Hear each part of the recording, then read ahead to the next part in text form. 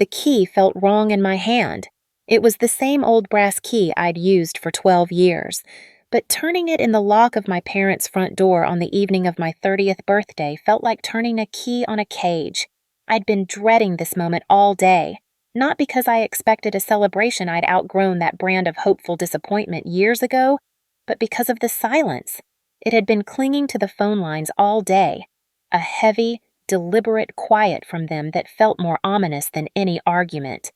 I pushed the door open, and the smell of overcooked meatloaf and simmering resentment hit me first. My father, Rick, was at the dining table, a half-empty glass of whiskey sweating beside his plate. My mother, Sharon, was picking at her green beans, her focus so intense you'd think she was defusing a bomb. Neither of them looked up, and sitting on the floor by the entryway, looking alien and final, was my suitcase, the one I kept in the back of my closet.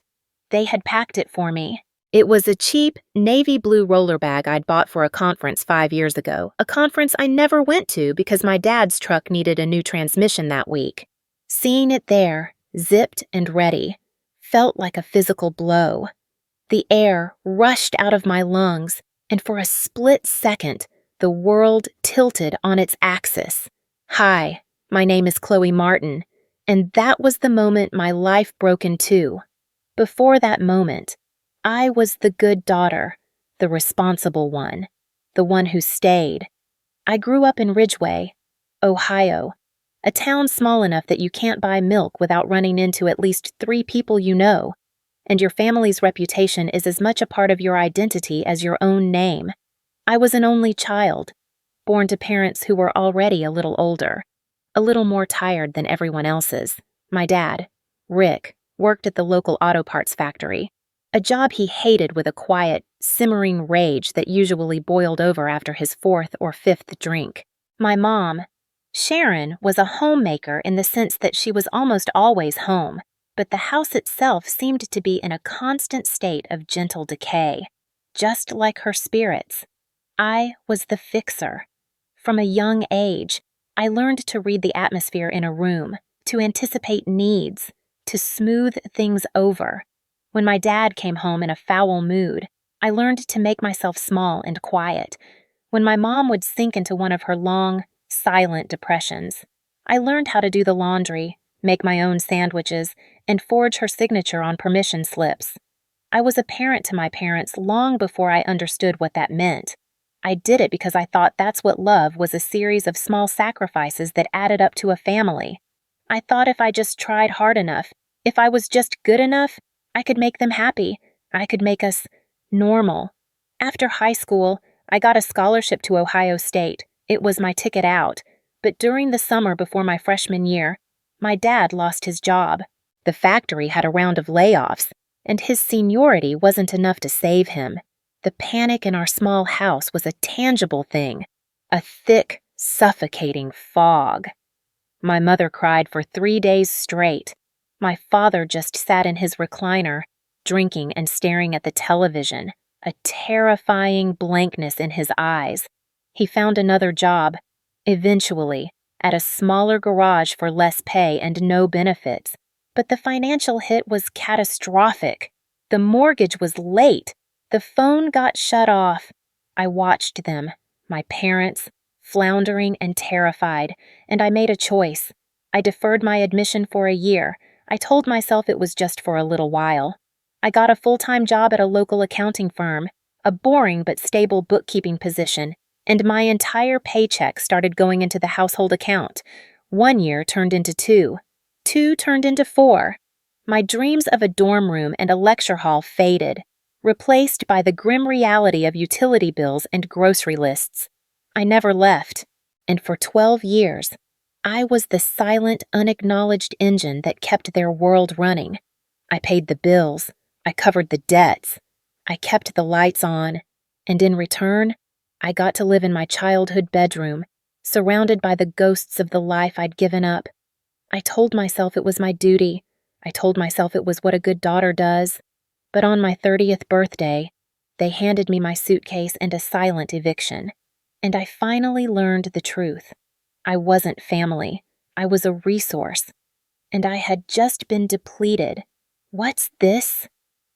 My voice was a stranger's, thin and reedy in the thick quiet of the house. It barely disturbed the air, which was heavy with the smell of scorched tomato glaze from the meatloaf. My father didn't bother to look at me. He just swirled the amber liquid in his glass, the ice cubes clinking together. It was a sound I knew well, the sound that always preceded a storm. But this wasn't a storm. This was a quiet, cold execution. It was my mother who spoke, her voice as flat and gray as the overboiled green beans on her plate. "We decided it's time. Chloe, you're 30 now. It's time for you to be on your own." She said it without a flicker of emotion, her eyes still glued to her plate. She used a fork to meticulously cut a single green bean into 3 tiny, perfect pieces. The focus she gave that bean was chilling. It was the focus of someone who was trying very, very hard not to look at her daughter's life imploding in the doorway. The words hung in the air between us, grotesque and absurd. "Time for you to be on your own." The phrase was a mockery. On my own, I hadn't been on my own since I was 18 years old. I had been tethered to them, to this house, to their endless, cascading needs. The words felt like a slap, not because of what they said, but because of what they ignored.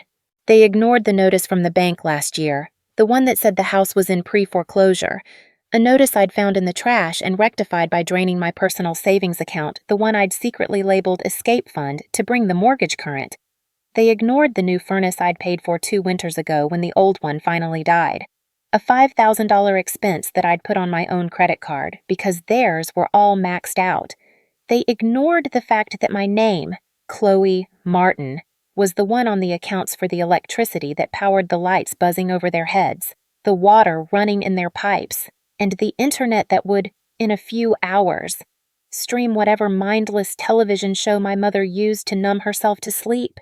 I opened my mouth to say all of this. I wanted to scream it. I wanted to pull out my phone and show them the banking app, the automatic transfers, the years of evidence. But my father finally turned his head. His face was puffy and red, his eyes bloodshot and narrowed into 2 mean little slits. He pinned me with a look of such pure, unadulterated contempt that the words died in my throat.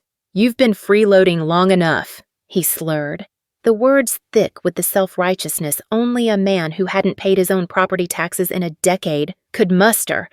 "Get your bag and go. Freeloading." The word echoed in the cavernous space that had just opened up inside my chest.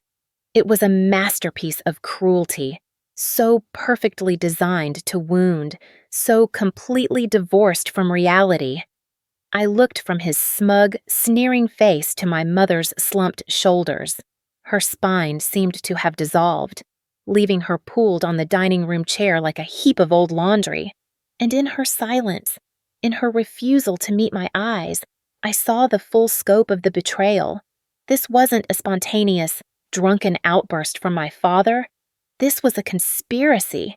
It was a verdict they had reached together, a calculated, premeditated act. They had talked about this. They had planned it, and they had chosen my birthday to deliver the blow. It wasn't just an eviction. It was a ritual of erasure, a final, brutal confirmation of what I had always suspected but never wanted to believe. I wasn't their daughter. I was their utility, and my service had just been disconnected. I didn't cry. I didn't beg. A strange, icy calm settled over me, a sort of emotional self-preservation that kicked in when the pain was too great to process. The part of me that had always craved their approval, that had worked tirelessly to earn their love, simply shriveled up and died in that moment. It was a quiet, painless death. I looked at the suitcase, a cheap symbol of a life deferred, then back at them. These 2 people who had given me life and then spent the next 30 years slowly, methodically, taking it back. I gave a single, sharp nod.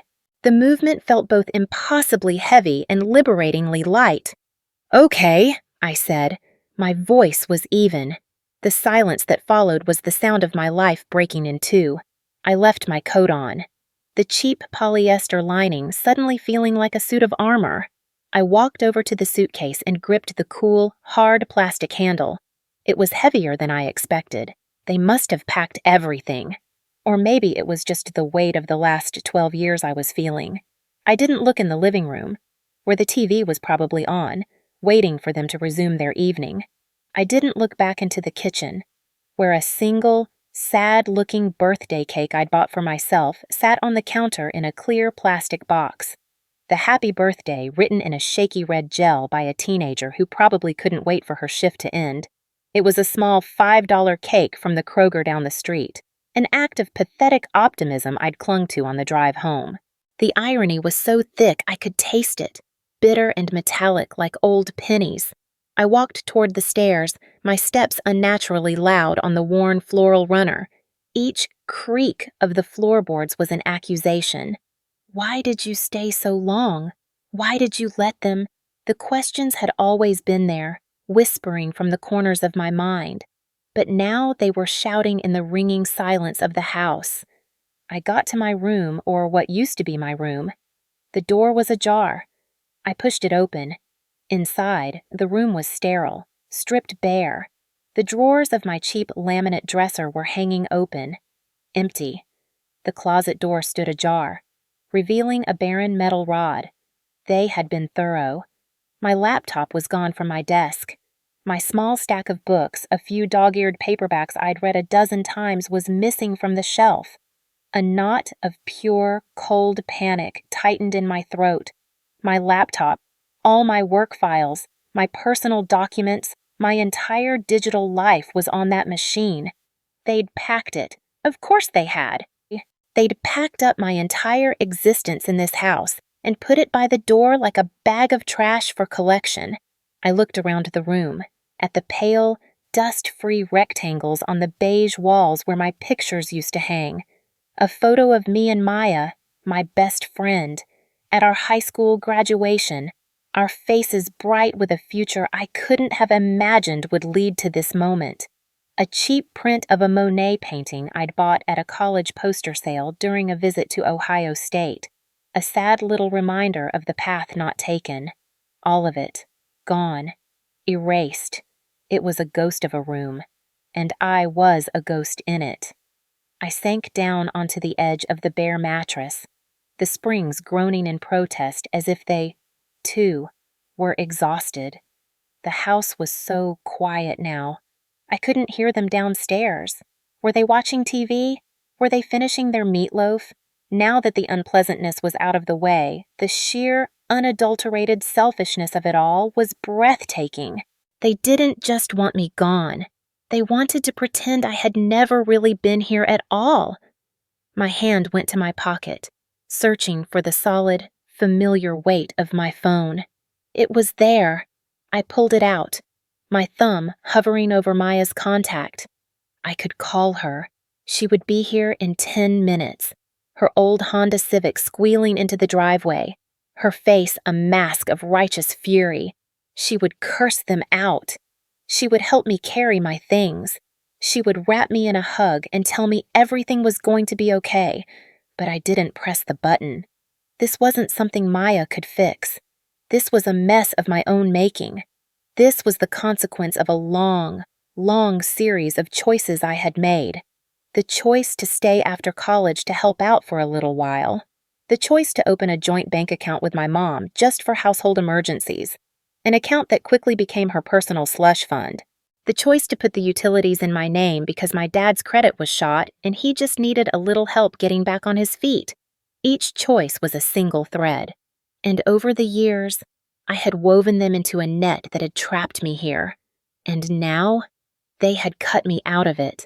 But they still thought they could keep the net. A cold fury, clean and sharp, began to burn through the shock. It started in my stomach and spread through my veins, a welcome warmth chasing away the chill of despair. It was the kind of anger that clarifies, that brings things into sharp focus. They thought this was the end of the story. They thought they could just throw me away and keep everything I'd provided. They had no idea who they were dealing with. They had mistaken my kindness for weakness for so long they'd forgotten I had a spine. They had forgotten that the quiet, responsible daughter who managed their finances was, by necessity, meticulous, organized, and knew exactly where every single dollar went. I stood up, the mattress sighing in relief. I walked back downstairs, my steps deliberate now, firm. They were in the living room, just as I'd suspected. The television was blaring some generic sitcom, the fake, canned laughter echoing bizarrely through the tense silence of the house.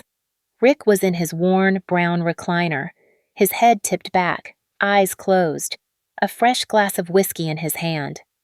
My mother was on the couch, staring blankly at the screen, her hands twisting a dish towel in her lap. They looked like two strangers in a doctor's waiting room. I stopped at the bottom of the stairs, not saying a word. I just waited. It took a full minute for my mother to sense my presence. Her head turned slowly, her expression a mixture of irritation and something that might have been fear. "What did you forget something?" she asked, her voice brittle, as if I were a delivery person who'd brought the wrong order. I didn't answer her. My gaze traveled past her to the kitchen counter, to the sad little cake in its plastic clamshell. I walked over, my movements slow and measured. I picked it up. The plastic was cool and smooth against my fingertips. I turned and walked back to the entryway, to my suitcase. I placed the cake carefully on top of it. My one, small, personal belonging in this whole sorry affair. Then I looked at my father. His eyes were open now, watching me with a look of pure, unadulterated contempt. "Get out," he grumbled, his voice thick with drink. "I am," I said, and my voice was finally my own again. It was steady, it was cold, it held a universe of unspoken things. But you need to understand something. When I walk out that door, everything I pay for walks out with me. He actually laughed, a short, ugly bark that scraped against my raw nerves. "Don't threaten us, Chloe. You've got nothing." Oh, but he was wrong. So wonderfully, tragically wrong. I didn't have nothing. I had the account numbers. I had the passwords. I had the power. They just didn't know it yet. "We'll see," I said softly. I turned my back on them, on the garish light of the television, on the smell of stale whiskey and broken promises. I grabbed the handle of my suitcase, balanced the ridiculous birthday cake on top, and pulled the front door open. The cool night air hit my face, smelling of damp earth and a freedom so vast it was terrifying. I didn't look back. I stepped out into the darkness and closed the door behind me, the definitive, solid click of the latch sounding like the final word in a very long, very painful conversation. The war wasn't over. It had just begun. The single streetlight on our block cast a weak, watery orange glow on the cracked pavement of the driveway.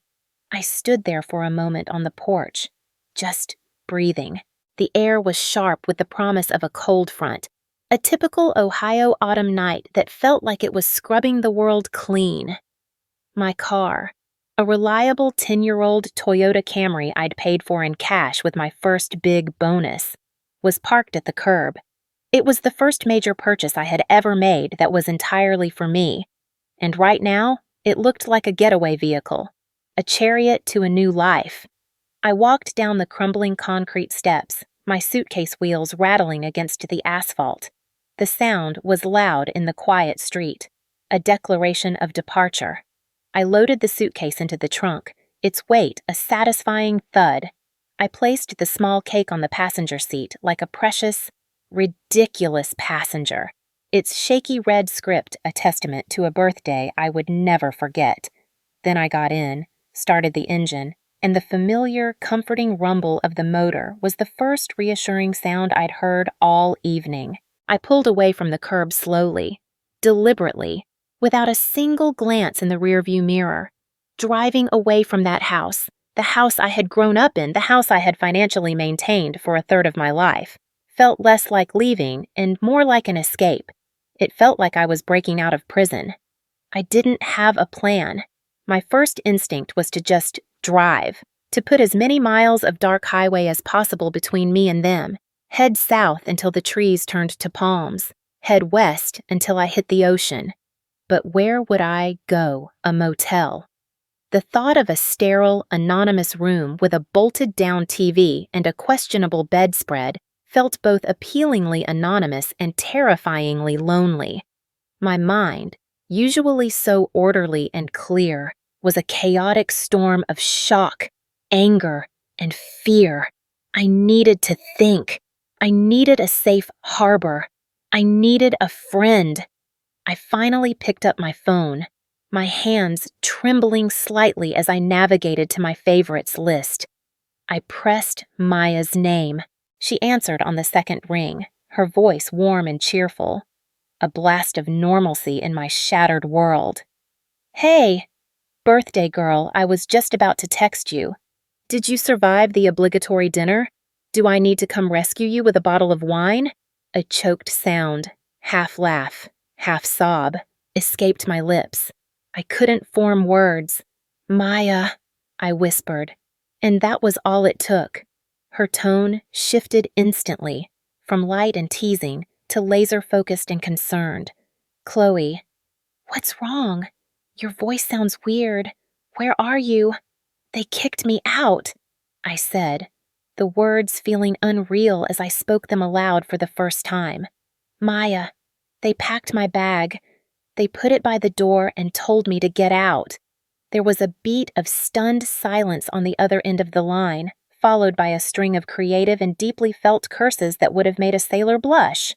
Those absolute, "I'm on my way." "Where are you? Tell me right now." "I'm just driving." "I don't know. I'm on Maple Avenue, heading towards downtown." "Okay. Stop. Don't go anywhere. Pull over at the 24-hour diner. The one with the broken sign? The Starlight. You know the one? I'll be there in 15 minutes. Don't talk to anyone. Just wait for me. We'll figure this out." The line went dead. I did as she said, my body moving on autopilot. I pulled into the mostly empty parking lot of the Starlight Diner. The S in its peeling neon sign had been burnt out for as long as I could remember, so it just said, "Tarlight." It seemed fitting. A star with a piece missing. I turned off the engine and the sudden, profound silence of the car enveloped me. I leaned my head back against the worn fabric of the headrest and closed my eyes. The image of the navy blue suitcase by the door flashed behind my eyelids. The cold, dismissive tone of my mother's voice, the sneer of contempt on my father's face. It wasn't just that they'd kicked me out. It was the how, the sheer, calculated cruelty of it. They had sat at that dinner table, eating the food that my paycheck had likely purchased, knowing my suitcase was packed and waiting by the door. What kind of people did that? My people. Apparently. The thought was a cold, hard stone in my gut. I must have sat there for 10 minutes, lost in a thick fog of shock and white-hot anger. When I remembered the cake, I looked over at it, sitting on the passenger seat in its cheap plastic clamshell. Happy birthday in shaky red gel. It was the saddest, most pathetic thing I had ever seen. On a sudden, wild impulse, I tore open the plastic box, broke off a huge chunk of the cheap, sugary confection with my bare fingers, and shoved it in my mouth. The frosting was cloyingly sweet, a greasy, chemical vanilla. The cake itself was dry and crumbly, tasting of nothing but sugar and disappointment. It was awful. I ate another piece, and another. I ate with a desperate, frantic energy, my fingers getting sticky with frosting. I ate until the cake was gone, until my stomach churned with a sick, sugary regret. It was a desperate, pathetic act of defiance. My birthday. They couldn't take that from me, even if it tasted like ash. A sweep of headlights washed across my windshield, and Maya's beat-up but beloved Honda Civic squealed into the parking spot next to me. She was out of the car before the engine was even fully off, her face a mask of righteous fury, her curly brown hair a wild halo under the flickering diner lights. She yanked my passenger door open, took one look at my frosting-smeared face and the empty cake box on the floor, and her expression softened from rage to a deep, aching sympathy. "Oh, honey," she said, her voice impossibly gentle. She didn't say anything else. She just climbed into the passenger seat, kicking the empty cake box further into the footwell, and pulled me into a fierce, grounding hug. And that's when the dam finally broke. The icy calm that had been holding me together shattered into a million pieces, and I started to cry. Not pretty, silent tears, but ugly, gasping sobs that shook my whole body, racking me with a grief that was 12 years in the making. I cried for the little girl who had tried so hard to be good enough. I cried for the teenager who gave up her dreams to become a dutiful caretaker. I cried for the woman who had just been told she was worthless by the two people who were supposed to love her unconditionally. Maya just held me, rubbing my back and murmuring, I know, let it out. They're monsters, absolute monsters." We sat like that for what felt like a lifetime. The only sounds in the car, my ragged, hitching breaths and the distant, electrical hum of the diner's neon sign. When the tears finally subsided, I felt hollowed out, scraped clean, utterly empty. Maya pulled back, rummaged in her cluttered glove compartment, and handed me a wad of gas station napkins. "Okay," she said, her voice all business now, her brief moment of softness replaced by a steely resolve. "First things first, you're coming home with me. You can have the spare room for as long as you need. No arguments. It's not much. But the rent is paid and the company is excellent." I nodded, too exhausted to protest. A wave of gratitude so immense it almost made me start crying again. "Thank you, Maya. Don't thank me. That's what friends are for. That's what real family is for," she said, giving the word a pointed emphasis. "Now? Second. What did you mean when you said everything you pay for walks out with you? You said that on the phone. What did you mean?" I took a deep, shuddering breath and explained. I told her everything. I laid it all out in the dim light of the diner parking lot, the mortgage payments that were automatically drafted from my account, the utility bills that were all in my name, the premium cable and internet package my father insisted he couldn't live without, the car insurance policy that covered his gas-guzzling truck and my mother's aging sedan, the joint household fund bank account where I deposited a portion of every single paycheck for emergencies. I told her how, over the years, my financial life had become so completely entangled with theirs that I wasn't even sure where I ended and they began.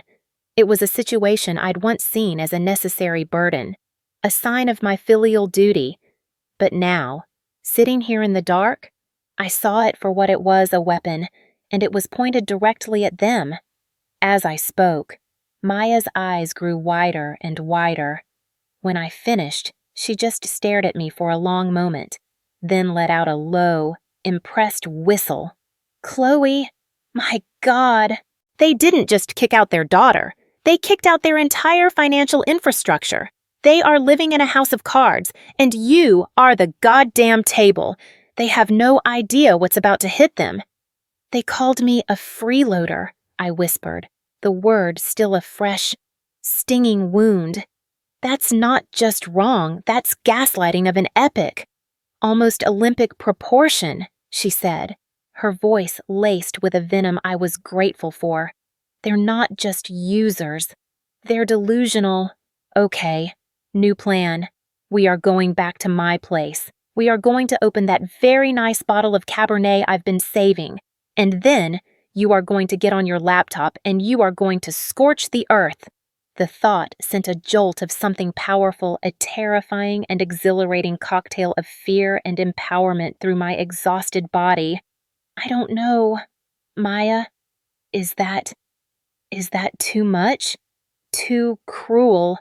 She turned in her seat to face me fully, her expression deadly serious under the flickering neon light. Chloe, listen to me, and listen carefully. They didn't just ask you to leave. They didn't have a conversation with you. They ambushed you. They humiliated you. They packed your bags and put you out on the street on your 30th birthday without so much as a "where will you go?" This is not the time for half measures. This is not the time to be the bigger person. The high road is closed for repairs. This is not about revenge. This is about consequences. They made a choice. A cruel, calculated choice. It is time for them to live with it. All of it. She was right. Every single word she said resonated with the cold, hard truth that had been crystallizing in my gut since I'd seen that suitcase. This wasn't about being cruel. This was about being fair. This was about reclaiming my life.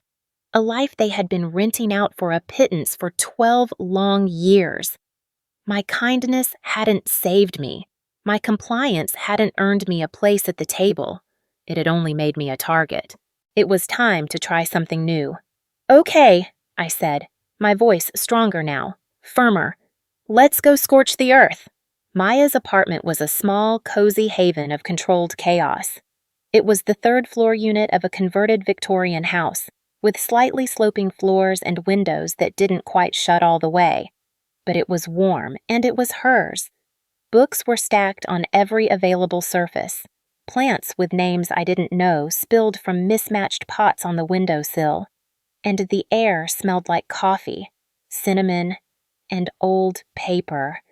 It was the absolute antithesis of the sterile, tense, perpetually dusty environment I had just left. It felt more like a home in the 10 seconds I stood in the doorway than that house on Elm Street had in 30 years. She led me to the spare room, which was mostly filled with more books and an air mattress that she was already inflating with a noisy electric pump. "It's not the Ritz," she said over the whine of the motor, "but the landlord is sane and the neighbors don't steal your mail, so it's got that going for it. The bathroom is down the hall. Get comfortable. I'm opening the wine." I dropped my purse on the floor and looked around the small room. A faded travel poster for Prague was taped to one wall. A stack of old board games sat in the corner. It was cluttered and imperfect, but it was safe. The crushing weight on my shoulders seemed to lighten by a few pounds just by being here, in this space that was so unapologetically Maya. I trudged back down the 3 flights of stairs to my car and retrieved my suitcase. Bringing it inside, into the warm light of Maya's apartment, felt like bringing a piece of wreckage ashore. I unzipped it. My clothes were haphazardly folded, my toiletries thrown into a Ziploc bag, and there, nestled between a stack of worn-out sweaters and my running shoes, was my laptop. I pulled it out, my heart pounding a steady, determined rhythm against my ribs. This was it, the key to everything. I carried it into the living room, where Maya was waiting on her comfortable, slightly lumpy floral couch with 2 large, mismatched glasses of deep red wine. She handed one to me. "To new beginnings," she said, raising her glass in a toast. "And to overdue endings," I replied, my voice quiet but firm. I clinked my glass against hers, the sound a small, sharp chime in the quiet apartment. The wine was rich and smooth, and it warmed me as it went down, a welcome heat spreading through my chest. I sat on the couch, the worn fabric soft beneath me, opened my laptop, and took a deep, steadying breath. The familiar glow of the screen lit up my face. For years, this machine had been my tool for propping them up, for paying their bills, for managing their lives. Tonight, it would be my tool for letting them fall. First, I logged into my online banking portal. The page loaded, showing my accounts in a neat, orderly list. My personal checking account, my modest savings account. And there it was, the third one on the list. Sharon and Chloe Household Fund. My mother had insisted on that name.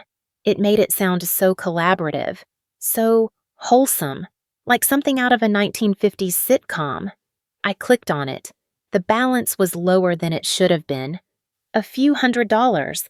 My brow furrowed. I clicked on the transaction history. My bi-weekly deposit from 3 days ago was there, and below it, 2 recent withdrawals. A $200 ATM withdrawal from 2 days ago. The location listed as the gas station right next to the River Downs Casino. That would be Rick, and a $150 charge at a department store in the next town over. Just yesterday, that was Sharon, no doubt buying another one of the gaudy, overpriced sweaters she loved. They were chipping away at it, helping themselves to the emergency fund for their own little whims. Even as they were planning to throw me out, the last, tiniest thread of hesitation I might have had about what I was about to do snapped. I clicked the transfer funds button. A simple form appeared on the screen. From Sharon and Chloe Household Fund to Chloe Martin Savings. For the amount, I typed in the full remaining balance, down to the last cent. I left it with a balance of $0.00. I clicked Submit. A confirmation screen popped up. Your transfer is complete. It felt like taking my hand off a hot stove. A small, sharp relief. Next, the electric company. My login and password were saved in my browser, a testament to years of monthly diligence. I navigated to the payment section, autopay, scheduled for the 5th of every month, drawn from my personal checking account. I clicked Cancel Autopay. A pop-up asked me if I was sure. I was very, very sure. Then I went a step further. I poked around to the side until I found the section for moving. Schedule a service disconnection. My fingers trembled slightly as I clicked the link. Reason for stopping service, the form asked in a cheerful font. I typed, moving. Date of disconnection, I selected the very next morning. A little drop-down menu appeared for the time. I selected the earliest slot, 800 a.m. A small, grim smile touched my lips. My father was a creature of habit. He was always the first one up, and he would shuffle into the kitchen, flip on the light switch, and start the coffee maker at 6:30 a.m. on the dot. Tomorrow, he was in for a surprise. I did the same for the water and gas company websites. Cancel autopay. Schedule disconnection. Reason moving. Date. Tomorrow. Time. 8:00 a.m. It was a symphony of clicks, each one a sharp, clean note in my own personal liberation anthem. The internet and cable bundle was next. It was a premium package. Of course. All the sports channels for my dad, all the movie channels for my mom, the fastest internet speed available in our area. They complained constantly about the service, but God forbid they miss an episode of their shows. My name was on the account, my credit card on file. The website was a nightmare to navigate, designed to keep you trapped in their service forever. I finally found the chat support window and started typing. Hello, I would like to disconnect my service immediately. The support agent, a perky-sounding person named Brenda, responded almost instantly. We'd hate to see you go. You're a valued customer. Can I interest you in a new promotional offer? We can give you a 20% discount for the next 6 months. No? Thank you. Brenda, I typed. I'm moving to an area you don't service. A lie, but a necessary one. I see. Brenda typed back. A digital sigh in her words.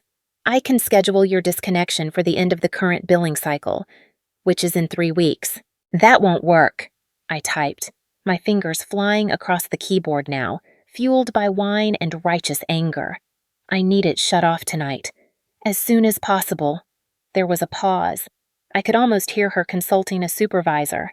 I can process an immediate disconnection for you, but please be aware that there will be no prorated refund for the remainder of the month. I'm fine with that. I typed. The $20 it would cost me was a small price to pay for the satisfaction. Please proceed. Okay, your service will be disconnected within the next hour. I imagined my mother, sitting on the couch, engrossed in some reality show about rich women throwing wine at each other. I imagined the screen suddenly going black, the Wi-Fi signal on her phone vanishing into the ether. The thought was so satisfying it felt almost sinful. Maya, who had been watching over my shoulder, silently refilled my wine glass. "You're a rock star," she whispered, her eyes gleaming. I felt a pang of something guilt. No, not guilt. That emotion had been burned out of me. It was more like vertigo, the feeling of being completely untethered after being tied down for so long. I was cutting the ropes, one by one, and the feeling was dizzying. Last on the list was the car insurance. My policy covered my Camry, Rick's gas-guzzling pickup truck, and Sharon's aging sedan. I was the primary policyholder because my clean driving record and my gender got them a rate they could never have qualified for on their own. I logged into the insurance portal. The interface was clean and simple. Manage your policy, manage vehicles. I clicked it.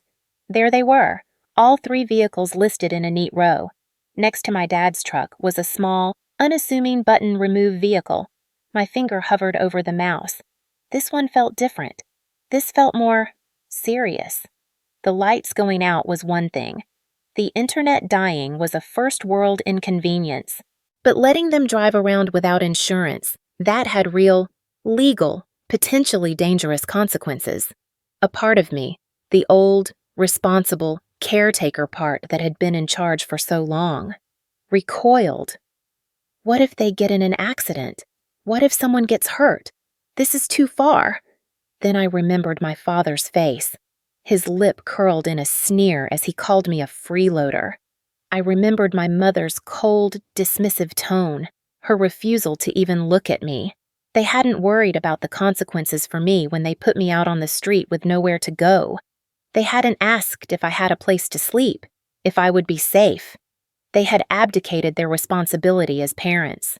Why was I still clinging to my perceived responsibility as their caretaker? Maya must have seen the hesitation on my face, the internal war playing out in my expression. "Don't stop now," she said softly, her voice a firm anchor in my sea of doubt. "You're almost there. Finish it." I took a breath and clicked the button. A confirmation box popped up, its text stark and serious. "Are you sure you want to remove this vehicle from your policy? This change will be effective immediately, and the vehicle will no longer be insured." I clicked confirm. Then I moved the cursor to my mother's car. I clicked remove vehicle. Confirm. The screen refreshed. Now, only my Toyota Camry was listed on the policy. The monthly premium, displayed in bold green numbers, dropped by more than 2/3. I stared at the screen, a sense of profound and terrifying finality washing over me. It was done. I had systematically, methodically, and completely extracted myself from their lives. The safety net I had provided for over a decade, a net woven from my income, my credit, and my sense of obligation, was gone. They were on their own. They were truly, for the first time in 12 years, on their own. I closed the laptop with a soft click and leaned back into the lumpy comfort of the couch, the wine glass heavy in my hand. The apartment was quiet except for the hum of the old refrigerator and the sound of my own breathing. "How do you feel?" Maya asked gently, her voice barely a whisper. I thought for a moment, searching for the right word. "Empty," I said finally, but a good kind of empty, like a room that's been cleared out to make space for something new. She smiled, a real, genuine smile that reached her eyes. That's the best kind of empty there is. I stayed up late that night, long after Maya had gone to bed. I couldn't sleep. My mind was a whirlwind of conflicting emotions, anger, grief, relief, terror. I kept replaying the scene at the front door, the finality of the click of the latch. Had I done the right thing? The question echoed in the quiet apartment, but every time it surfaced, it was met with a resounding, defiant yes. This wasn't a choice I had made tonight. It was a choice they had made for me, a long time ago. Every time they took without giving, every time they demanded without thanking, every time they reminded me that my worth, in their eyes, was tied directly to my utility. Sometime after 2 a.m., my phone buzzed on the coffee table. I picked it up, a text from a number I didn't recognize, but the area code was local. I opened it. It was from my cousin, Tyler, Rick's brother's son. We weren't close. We only saw each other at obligatory holiday gatherings, but we had a sort of unspoken alliance, both of us being the saner, more observant members of our respective family branches. The text was just a picture, a meme of the cartoon dog sitting in a room that was engulfed in flames, smiling serenely, with the caption, "This is fine, no other words." He didn't need any. He knew, somehow. He always knew when the family drama was reaching a fever pitch. A small, humorless laugh escaped my lips. I didn't reply. I just turned the phone over, silenced it, and tried to find sleep in the wreckage. Tomorrow was going to be a very, very long day. For them. For me. It was the first day of the rest of my life.